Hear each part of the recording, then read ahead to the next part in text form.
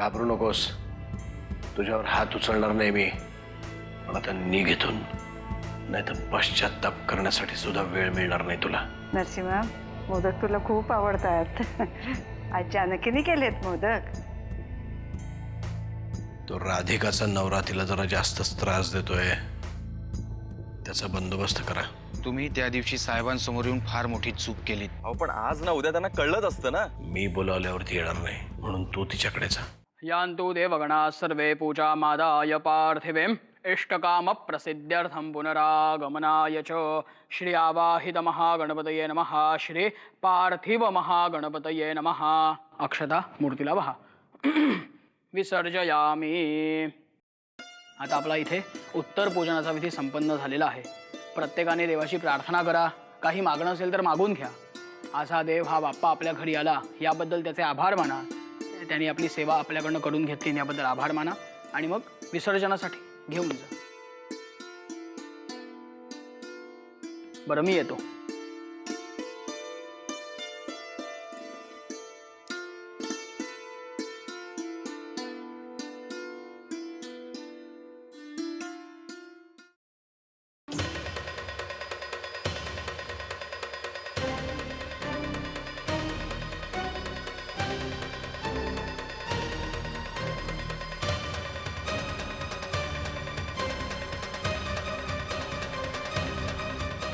आता कोण उडी मारणार पाण्यात? मी मारू? असा सूर मारीन का नाही? ही काय रमावती आहे का? इथे काय समुद्रात उडी मारणार आहेस? समुद्रच ना, मग काय उडी मारायची पण गरज नाहीये. असं सरळ चालत चालत जाईन. गण्या, हे नाही नाही, हा लहान आहेस तू अजून, तू नाही. तू मोठा असून तुझा काही उपयोग आहे का?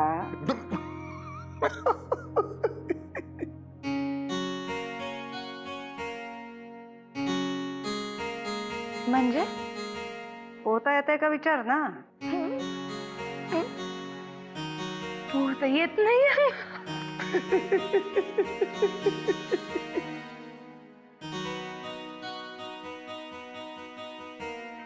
हसण्यासारखं काय त्यात? आता कधी पोहायची वगैरे वेळ नाही आली माझ्यावर, मी काय करणार त्याला? त्यापेक्षा आमची जानकी ताई भारी आहे की. रमावतीत कसल्या उड्या टाकायची माहितीये? असू देत. विसर्जन कोण करणार आहे ठरेल का? मी आहे की, घाबरायचं काही कारण नाही. असं झकास विसर्जन करतो गणपती बाप्पाचे. नको नको, मी नरसिंहाला विचारून येते. का मी का नाही चालत की? मी काय अस्पृश्य आहे का आत्याबाई? अरे काय बोलतोय? तसं असेल तर वाईट टाका की मग. अरे काय बोलतोयस परत? काय बोलतो काय?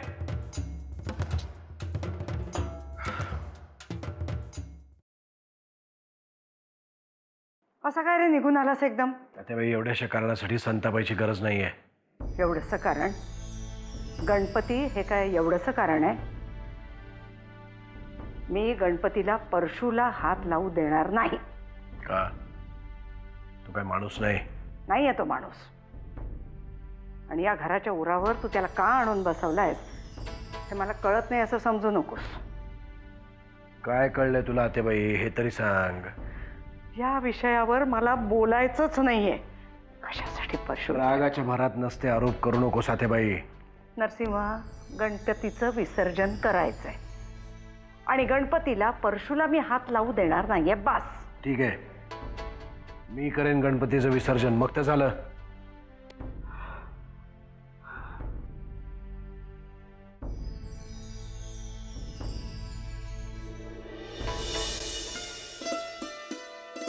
देवाला स्पर्श करायचा नाही. आणि दादा,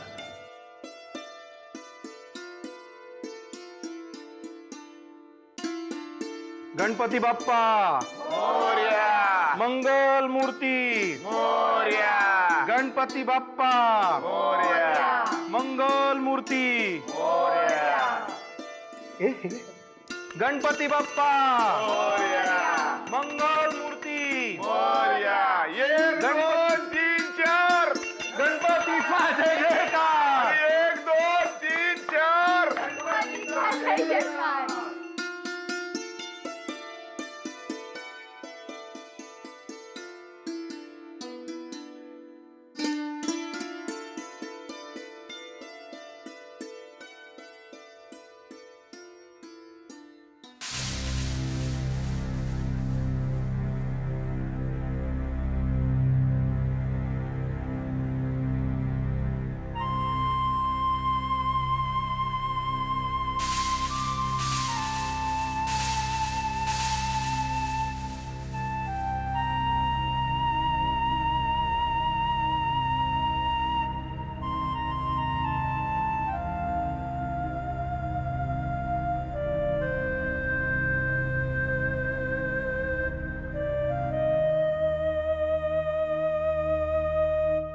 बाप्पा, तू आत्ता जरी इकडे नसलास ना तरी तुझी कृपादृष्टी कायम आमच्यावर राहते. तुझे आशीर्वाद आमच्या पाठीशी राहते. सगळ्यांना सुखी ठेव आणि पुढच्या वर्षी लवकर ये.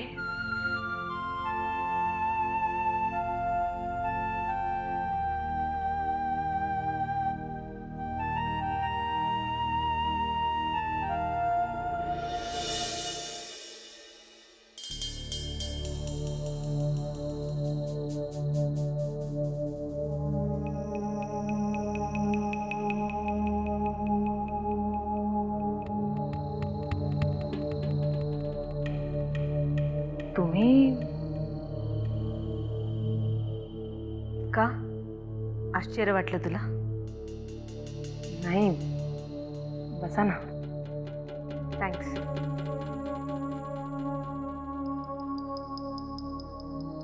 खरं तर अमृता, तुझे बाबाच येणार होते तुला भेटायला, पण आता त्यांना बाहेर नाही निघता येत जास्त. काय ना, पत्रकार टपलेले असतात दरवाज्यावर. पण मग तुम्ही त्यांचा काही निरोप घेऊन आलात का? का ग, मी तुला भेटायला येऊ नाही शकत? नाही नाही, तसं नाही.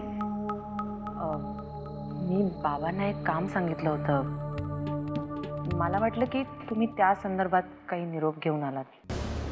अगदी त्याच संदर्भात असं नाही, पण हां, तुझ्या बाबांनी निरोप पाठवलाय तुझ्यासाठी.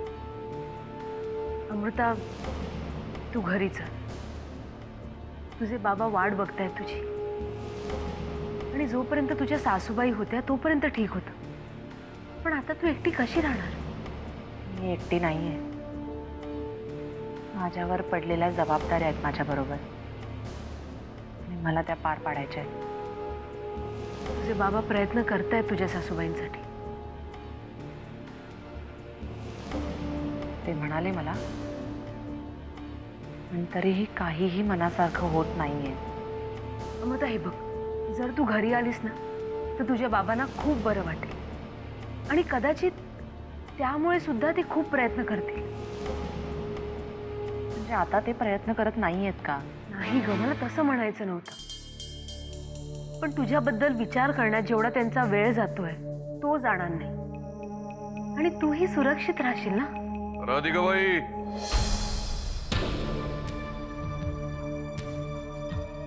अमृता काही रस्त्यावर पडलेली नाही.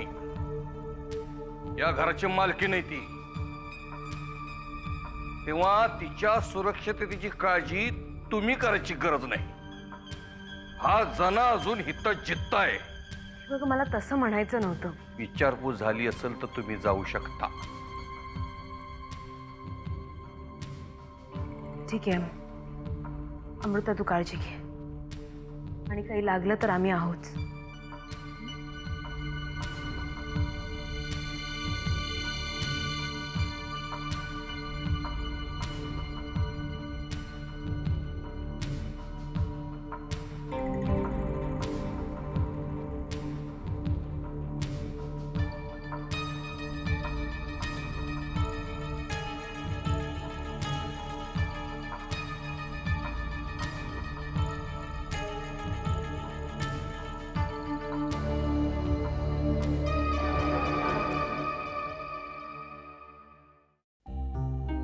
बोला पुरंदरे साहेब, अचानक फोन करून बोलावून घेतलं.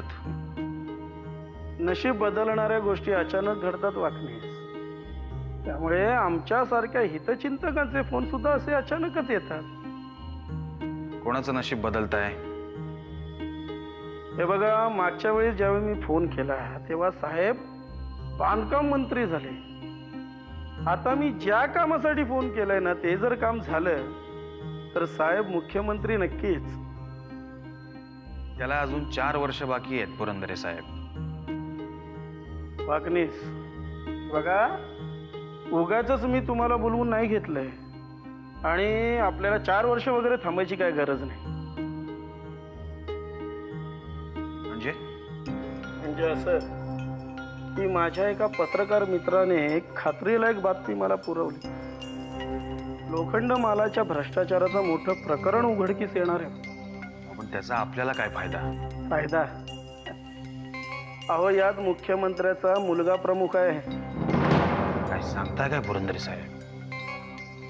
हे बघा, साहेबांनी जर हे प्रकरण त्यांच्या पद्धतीनं हाताळलं ना तर सीएमची खुर्ची दूर नाही हो. नाही, हे सगळं जरी खरं असलं तरी या घोटाळ्याची खरी खोटी बाजू समजून घेतली पाहिजे ना.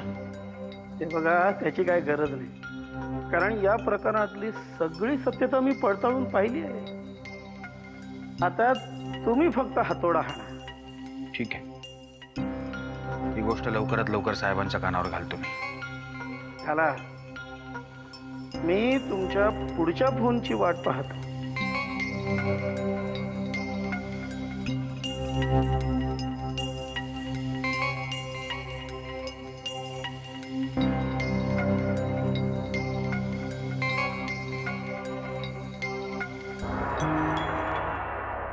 सुनबाईला मी तिच्या माहेरी जाण्यापासून का अडवतोय?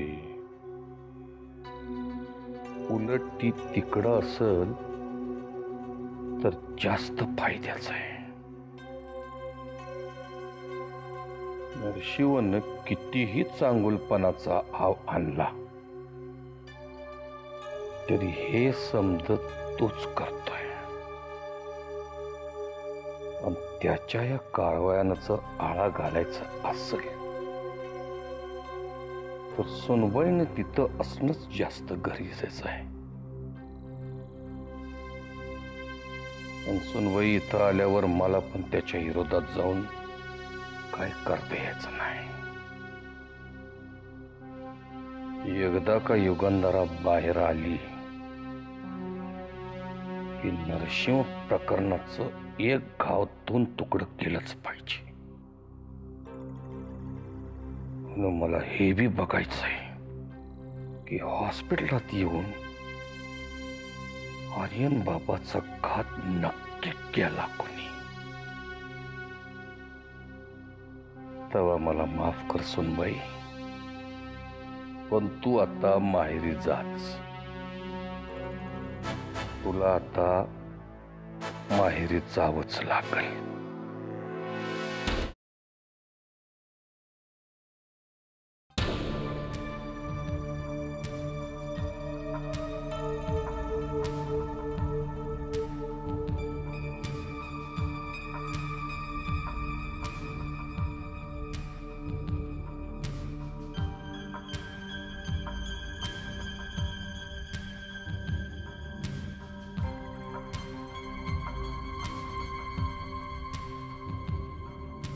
कसला विचार करते समृता? तुला त्रास होतोय बघून मला बी चैन पडेना बघ. तुझा जा माहेरी जा. मी पुढे काय करायचं याचा विचार करते. घरी जायचं की नाही याचा नाही. मला समज कळते, पण नीट विचार केला म्हणून सांगतोय तुला. तुझा माहेरी. त्या बाई जे काय बोलल्या ते काय खोटं नाही. झालं काका? हा, जे भावनेच्या भरात मगाशी मी नको नको ते बोललो त्यांना, पण नीट विचार केला तर तुला बी पटल काय म्हणत होते ते. त्या काहीही म्हणून देत. कोणाच्या सांगण्याने किंवा न सांगण्याने माझा निर्णय बदलणार नाहीये जना काका. इथे राहण्याचा निर्णय माझा स्वतःचा आहे. नको ते आता उलट सुलट निर्णय घेऊस तू. हे बघ, तुझ्या बापाबद्दल माझं काही मत असलं तरी शेवटी तू त्याची पोरगी आहेस. तुझ्याबद्दल त्याच्या मनात कळवळ असणारच की ग. पण ते सुद्धा तिकडनं प्रयत्न करतायतच ना. आणि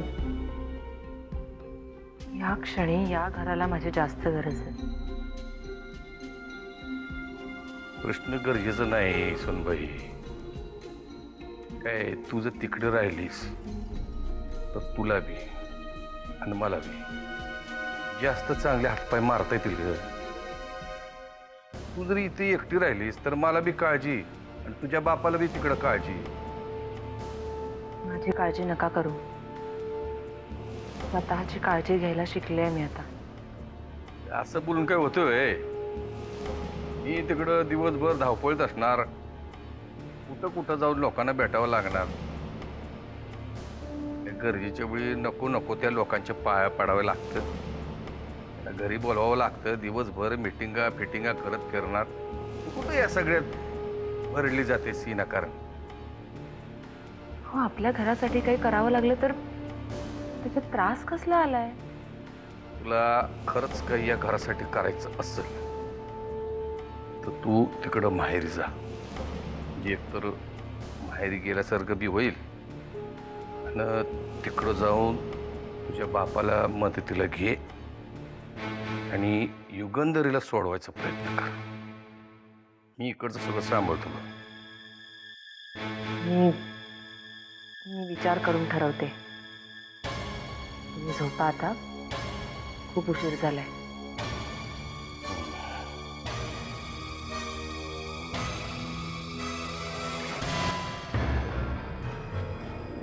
पोरी, तू बी आता लय विचार करू नकोस. हा?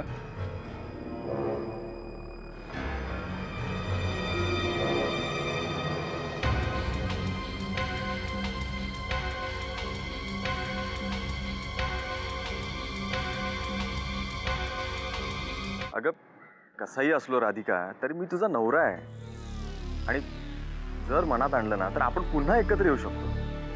आणि हे बघ राधिका, वटपौर्णिमेच्या दिवशी आपण हे बघ, तुझी ही भाषणबाजी बंद कर आणि तुम्हाला फोन का केलायस ते सांग. तो नरसिंह किल्लेदार आपल्या नवरा बायकोच्या भांडणामध्ये कशाला लुडबुड करतोय त्याला जरा सांग. हे बघ, त्यांच्या समोर त्या दिवशी तुझी बोबडी वळली होती, त्यामुळे उगाच त्यांच्या मागे वेडं वाकडं बोलू नकोस. अच्छा, म्हणजे तू ही त्याचीच बाजू घेतेस. तुला वाटलं तरी कसं मी तुझी बाजू घेईन ते? हे बघ, अजूनही कायद्याने आपण वेगळे झालेलो नाही.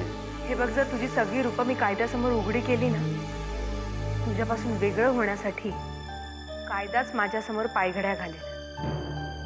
अच्छा अच्छा अच्छा, म्हणजे त्या दिवशी जो माणूस मला धमकी द्यायला आला होता त्याच्या मागे तुझा सुद्धा हात होता. हे बघ, मला माहित नाही तुझ्याकडे कोण येऊन गेलं ते, पण मला तुझ्याशी एक शब्दही बोलायचं नाही. हे बघ, मी तुला नीट सांगते, ज्याच्या जीवावर तू उड्या मारतेस ना त्याला जर मी मीडिया समोर आणलं तर तो. हे बघ, जर तुझ्याकडे नसेल ना त्यांचा नंबर तर मी देते तुला नरसिंहरावांचा नंबर. हे सगळं तू त्यांना फोन करून सांग. हे बघ, वेळ आल्यावर त्यालाही मी याच भाषेत उत्तर देईन.